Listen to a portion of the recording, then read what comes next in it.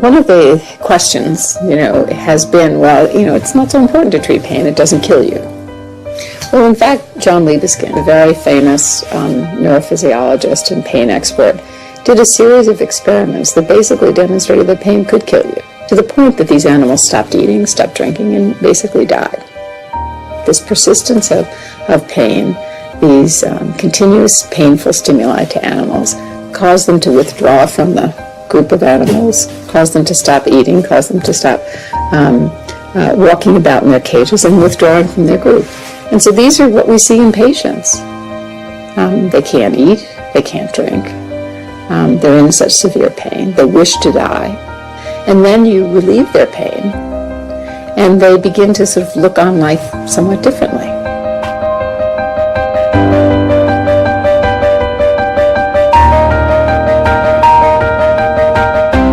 Pain is something nobody should live with. It gives your quality of life no meaning, and with the opiates, I've had all of that come back.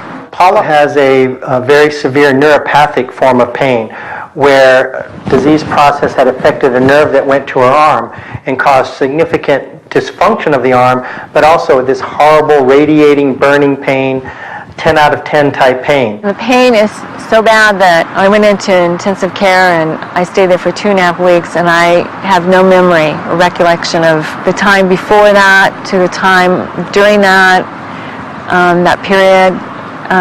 You couldn't even touch me. It was just horrible. Pain is a horrible destroyer of the soul. It keeps people from being able to live life with any quality or die with any dignity. If it hadn't been for Dr. Thomas, I always say he saved my life, and I'm not kidding, he really did.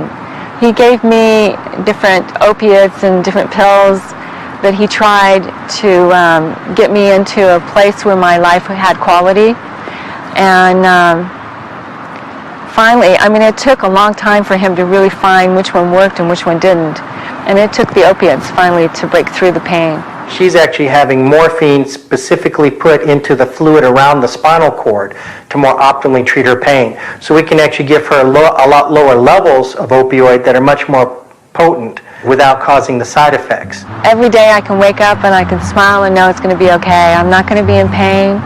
I can function. I can do the dishes. I can make the bed. I can, walk the cat. I can go outside and pull weeds, and I can be happy with no pain, knowing that I'm not going to be curled up crying in a corner. It's too bad that opiates aren't available for a lot of other people who are in pain. Go into a hospice program. You see a patient who is writhing in pain. You see them given the medication on a 3 or 4 hour basis, and you see them. Their pain improved, they're wide awake, their mood may be slightly better, they're able to interface with their families, and they immediately say, well, why didn't I take this sooner? I love my opiates. I couldn't live without my opiates.